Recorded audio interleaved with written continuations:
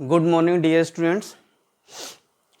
Previous video में आपने 3x3 की मैट्रिक्स की आइगन वैल्यूज़ और आइगन वेक्टर्स निकालना सीखा था, जिसमें सभी आइगन वैल्यूज़ कैसी थी, डिफरेंट थी और सेम थी। इस टाइप के आपने क्वेश्चन सॉल्व करे थे। आज हम कुछ स्पेशल मैट्रिक्स के बारे में बात करेंगे, उसका इंट्रोडक्शन के बारे में बात करेंगे। ठीक है, आइए देखते हैं कुछ स्पेशल मैट्रिसेस। ठीक है, इस पर कुछ थ्योरम्स भी आएंगे, उनको भी सॉल्व करेंगे। ठीक है, कंजुगेट मैट्रिक्स क्या होता है, कंजुगेट मैट्रिक्स के बारे में बात करते हैं। इसमें आप देख रहे हैं इफ़ ए आई जी क्या रिप्रेजेंट कर रहा है, मैट्रिक्स के एलिमेंट को रिप्रेजेंट कर रहा है। A I G equal to A plus I B. A plus I B क्या होता है, ये कॉम्प्लेक्स नंबर होता है, आपने 11th स्टैंडर्ड में पढ़ा हुआ है। यानी ए प्लस आई बी एक कॉम्प्लेक्स नंबर है और किसी भी नंबर पर आप देख रहे हैं इस टाइप का साइन लगा होता है, तो इसको अपन कंजुगेट पढ़ते हैं। यानी इस नंबर का ये क्या कहलाएगा, कंजुगेट कहलाएगा। ठीक है, यानी इस कंजुगेट में क्या होता है, प्लस का जो साइन होता है वो नेगेटिव हो जाएगा। ठीक है, मतलब साइन को चेंज कर देते हैं। तो यहाँ पर हो गई नंबर की बात। अब यहाँ पर आते हैं मैट्रिक्स की बात। यानी ए क्या है, ए आपके एक कॉम्प्लेक्स मैट्रिक्स है। ठीक है, और उस पर अगर ए पर इस तरह का साइन लगा हुआ है तो आप उसको क्या पढ़ेंगे, कंजुगेट मैट्रिक्स पढ़ेंगे। ठीक है, इसको डिनोट कैसे करते हैं, ए स्टार से डिनोट करते हैं, या किसी भी मैट्रिक्स पर ये कंजुगेट का साइन होता है, मैट्रिक्स पर इस तरह का साइन लगा है मतलब कंजुगेट मैट्रिक्स कहलाएगी। और उस पर आप देख रहे हैं टी लिखा हुआ है या डैश लगा हो, यानी इसका मतलब क्या है, ये ट्रांसपोज मैट्रिक्स है। ठीक है, तो आइए मैं इस पर एक एग्जांपल पर बात करते हैं, तो किस तरह से इसको लिखना होगा, बात समझ में आ गई होगी मेरी। ठीक है, एक एग्जांपल के थ्रू इसको सॉल्व करते हैं। तो देखिए मैंने एक मैट्रिक्स ली है जिसके एलिमेंट्स कैसे हैं, कॉम्प्लेक्स नंबर हैं, कॉम्प्लेक्स भी हो सकते हैं, यहाँ पर रियल भी हो सकता है। ठीक है, तो क्या करना है, अब यहाँ पर मैंने फॉर्मूला जो लिखाया था आपको, इसका ए स्टार को किससे रिप्रेजेंट करेंगे, A star equal to A conjugate और उस पर ट्रांसपोज। तो सबसे पहले क्या निकालना है, इस मैट्रिक्स का कंजुगेट। कंजुगेट का क्या मतलब होता है कि इसके एलिमेंट्स के क्या कर देंगे, साइन को चेंज करना है। तो माइनस की जगह पर क्या हो जाएगा, प्लस हो जाएगा, 2 माइनस आई। कॉम्प्लेक्स नंबर के एलिमेंट्स के ही साइन चेंज हो गए, ये रियल नंबर है इसीलिए इसके चेंज नहीं होगा, ये पॉजिटिव ही रहेगा। इसके साइन चेंज हो जाएंगे क्योंकि इसके साथ में आई है, कॉम्प्लेक्स नंबर है, -2i, इधर भी साइन चेंज हो जाएगा 1 प्लस आई। तो आप देख रहे हैं यहाँ पर ये क्या बनेगा, कंजुगेट मैट्रिक्स बन चुकी है। अब इस पर लगा हुआ डैश या टी लगा देते हैं, तो डैश या टी लगाने से ये क्या हो जाएगा, एक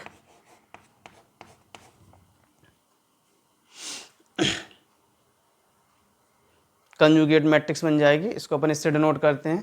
तो इधर भी क्या करते हैं, ट्रांसपोज का साइन लगा देते हैं। ट्रांसपोज का मतलब आपने 12th स्टैंडर्ड में पढ़ा हुआ है क्या होता है, ट्रांसपोज। ठीक है, डैश लगा दीजिए या टी लगा दीजिए, टी लगा देते हैं, यानी रो को कॉलम में कन्वर्ट कर देते हैं, या कॉलम होता है उनको रो में कन्वर्ट कर देते हैं। तो जो भी एलिमेंट जो रो में लिखे हुए हैं उनको कॉलम में लिख देते हैं। 2 प्लस आई रो में, इसको कॉलम में लिख देते हैं। तो 2 प्लस आई ये हो जाएगा 1, ये चला जाएगा कॉलम में, माइनस का 2i और 1 प्लस आई। तो आप देख रहे हैं ये आपने कंजुगेट मैट्रिक्स के बारे में पढ़ा, और ये इस टाइप की कंजुगेट मैट्रिक्सेस कहलाती हैं। ठीक है, आइए अब हम नेक्स्ट मैट्रिक्स पर बात करते हैं। ठीक है, अब हम बात करते हैं हर्मिशियन मैट्रिक्स पर। हर्मिशियन मैट्रिक्स किसके इक्वल होता है, ए स्टार। ए स्टार मैंने बताया था आपको क्या होता है, कंजुगेट मैट्रिक्स। कंजुगेट मैट्रिक्स इसके इक्वल होगा, जो गिवन मैट्रिक्स होगी उसके इक्वल होगा। ठीक है, कंजुगेट मैट्रिक्स में और इसमें डिफरेंस क्या होता है, ठीक है वो देखते हैं। तो आपको करना क्या है, पहले यहाँ देखिए, तो आपका ए स्टार इक्वल टू क्या होगा, वही मैट्रिक्स मिल जाएगी आपको। ठीक है, ये आपकी क्या कहलाएगी, हर्मिशियन मैट्रिक्स कहलाता है। अगर कोई मैट्रिक्स है अब वो हर्मिशियन है, तो आप यहाँ पर देख रहे हैं इसके एलिमेंट हैं आप ए आई जे, और आपने देखा इसके ऑर्डर्स को आपने चेंज कर दिया है। ठीक है, क्या नहीं, ए आई जे के पर ए जे आई हो गया, यानी इसका क्या कहलाएगा, कंजुगेट कहलाएगा। ठीक है, और एक चीज़ का ध्यान रखना है, हर्मिशियन मैट्रिक्स के अंदर इसके जो डायगोनल होगी, लिखा हुआ है diagonal of Hermitian matrix will be real. अगर हर्मिशियन मैट्रिक्स है तो उसके डायगोनल जो है हमेशा रियल होंगे, डायगोनल में कभी भी कॉम्प्लेक्स नंबर नहीं आएगा। बात ध्यान रखना है कि हर्मिशियन मैट्रिक्स के जो डायगोनल होंगे, डायगोनल हमेशा रियल होना चाहिए। ठीक है, यहाँ पर कॉम्प्लेक्स नंबर कोई भी नहीं आना चाहिए। ठीक है, कोई भी कॉम्प्लेक्स नंबर नहीं आएगा, बाकी सभी जगह पर कॉम्प्लेक्स नंबर है या रियल भी आ सकता है, लेकिन डायगोनल में नहीं आना चाहिए। इस चीज़ का आपको विशेष ध्यान रखना है।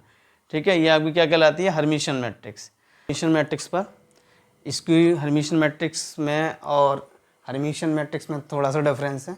वहाँ पर ए स्टार इक्वल टू ए था, मतलब आपने ए स्टार निकाला था। ए स्टार के लिए आपको सबसे पहले कंजुगेट निकालना है, उसके बाद ट्रांसपोज निकालोगे तो आपको गिवन मैट्रिक्स यानी जो गिवन मैट्रिक्स दे रखी है वही लौट के आ जाएगी। और यहाँ पर क्या डिफरेंस है, माइनस आ जाएगा। जो भी कंजुगेट निकालोगे उसके बाद ट्रांसपोज निकालोगे केवल माइनस कॉमन आ जाएगा, तो आपकी ये स्क्यू हर्मिशियन मैट्रिक्स कहलाएगी। इतना सा डिफरेंस है। एलिमेंट हैं या तो जीरो हो सकते हैं या फिर ये कॉम्प्लेक्स नंबर के फॉर्म में होंगे, ठीक है, या प्योर मतलब इमेजिनरी नंबर कॉम्प्लेक्स नंबर होंगे, ठीक है, यानी प्योर इमेजिनरी भी हो सकते हैं। ये क्लियर है, यानी इसके डायगोनल के एलिमेंट जीरो भी हो सकते हैं या प्योर इमेजिनरी नंबर भी हो सकते हैं, ठीक है। इसमें आइए इस थ्योरम के बारे में थोड़ा सा मैं एक्सप्लेन करता हूँ और क्या चीज़ फाइंड करनी है। Lambda is the eigen value of invertible matrix. Invertible matrix क्या होती है अपने पास, यानी कोई इनवर्टिबल मैट्रिक्स होती है ए इनवर्स या ए इनवर्स, और ए इक्वल टू क्या होता है, आइडेंटिटी होता है। ए का इनवर्स से या ए इनवर्स का ए से मल्टीप्लाई करेंगे तो आपको एक आइडेंटिटी मैट्रिक्स या यूनिट मैट्रिक्स मिल जाती है। इसको अपन इनवर्टिबल मैट्रिक्स बोलते हैं, ठीक है।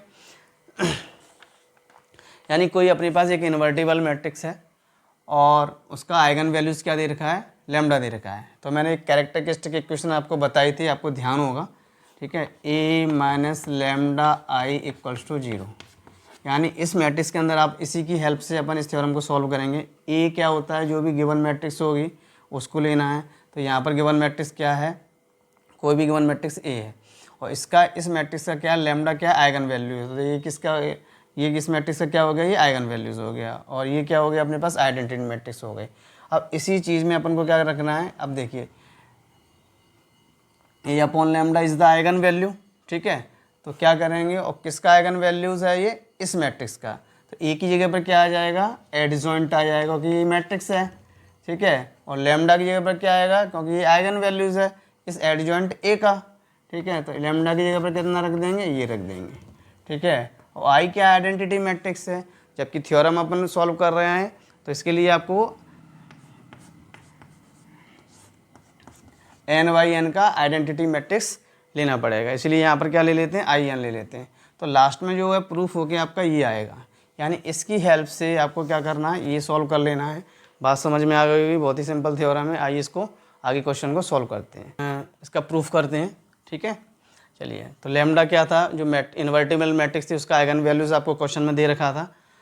तो अपने पास invertible matrix A inverse equal to कितना हो गया, आई हो गया। और ए इनवर्स अपन जानते हैं, ए इनवर्स क्या होता है, adjoint A upon determinant A होता है, ठीक है। मैंने बताया था इस थ्योरम को सॉल्व करने के लिए आपको क्या करना पड़ेगा, कैरेक्टरिस्टिक इक्वेशन की हेल्प से इसको सॉल्व करेंगे। तो A minus lambda equal to I equal to 0, ठीक है। तो अब अपन क्या करते हैं, आई अपने पास क्या है, आई अपने पास ये इसकी जगह पर पुट कर देते हैं। तो ए इनवर्स मैंने क्या किया, आई की जगह पर पुट कर दिया है। अब यहाँ पर ए इनवर्स क्या होता है, ए इनवर्स ये है, तो यहाँ पर ए इनवर्स की जगह पर ये वाली वैल्यू पुट कर देते हैं, ठीक है। यहाँ तक थ्योरम समझ में आ गई होगी, ठीक है। आगे कंटिन्यू करते हैं।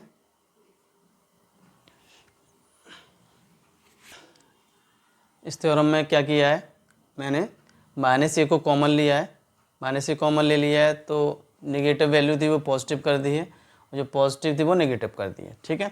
अब यहाँ पर आप देखो लैम्डा अपॉन इसको कॉमन ले लेते हैं। तो लैम्डा अपॉन इसको मैंने कॉमन ले लिया, तो यहाँ पर केवल एडजॉइंट ए रह जाएगा। अब यहाँ पर तो है नहीं है, तो इसको क्या करेंगे, रिवर्स में लिख देंगे। तो ये हो जाएगा अपने पास डिटरमिनेंट ए अपॉन लैम्डा, ये हो जाएगा, ठीक है। अब यहाँ से इसको कैंसिल कर देते हैं क्योंकि ये नेगेटिव और पॉजिटिव दोनों वैल्यू कैंसिल हो जाएंगे, ठीक है। और यहाँ पर माइनस, तो इससे इसको अपन क्या कर सकते हैं, कैंसिल कर सकते हैं, इसको अपन कैंसिल कर लेते हैं, ठीक है।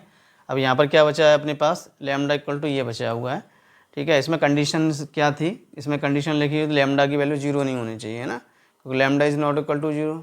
अगर लैम्डा इक्वल टू 0 हो जाएगा तो यानी ए माइनस लैम्डा इक्वल टू क्या रह जाएगा, यानी उस कंडीशन को फुलफिल नहीं करेगा। यानी आप देखेंगे अगर यहाँ पर A minus lambda I equal to 0, यानी ये वाली कंडीशन 0 हो जाएगी, तो इसका डिटरमिनेंट क्या हो जाएगा, ये 0 हो जाएगा। यानी ये कंडीशन है कि लैम्डा की वैल्यू 0 नहीं होनी चाहिए, बाकी और कोई सी भी वैल्यू इसकी अपन ले सकते हैं, आई, ठीक है।